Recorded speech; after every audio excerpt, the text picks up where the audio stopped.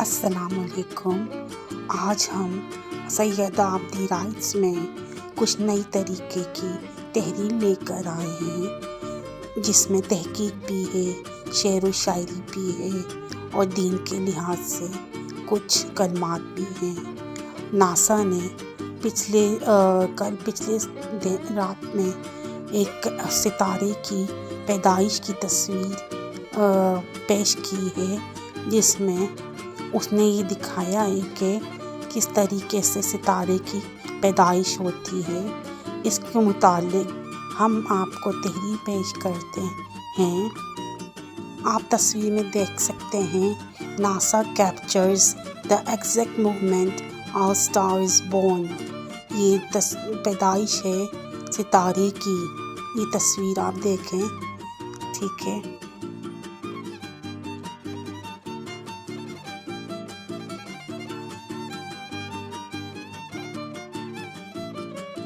ناظرین، جو آپ نے یہ تصویریں دیکھی یہ ستارے کی ہے۔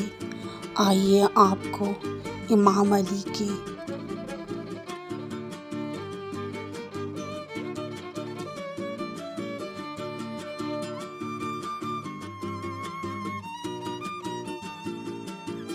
کائنات کے مولا کائنات کے بارے میں کیا فرماتے ہیں۔ امام علی کے اقوال میں کائنات، ستاروں اور آسمان کے بارے میں بہت گہری بصیرت پائی جاتی ہے۔ نہج البلاغہ میں ایک خطبہ ہے جس میں آپ نے کائنات کی وسعت اور آسمانی اجسام کے بارے میں فرمایا۔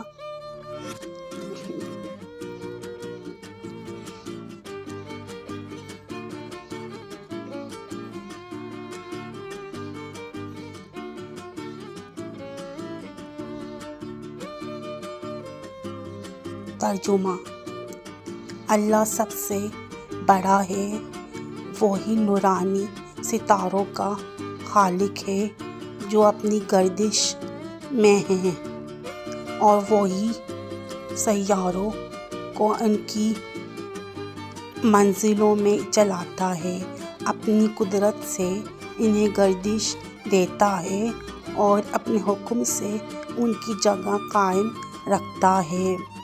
یہ قول امام علی کی کائنات کی پیچیدہ نظام پر گہری نظر اور الہی حکمت کو بیان کرنا ہے۔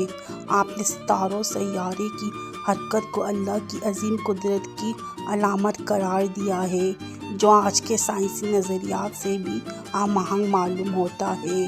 جتنے بھی بڑے عظیم لوگ ہوتے ہیں وہ اللہ تعالیٰ کی اس خلق کی ہوئی کائنات پر غور و فکر کرتے ہیں، اور یہی ہمیں اہل بیت سکھایا ہے۔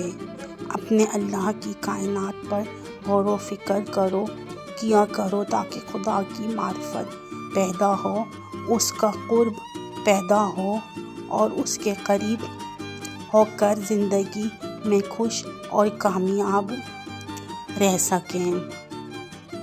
ایسے ہی اقبال نے اپنی شاعری میں ستاروں کا ذکر کیا ہے۔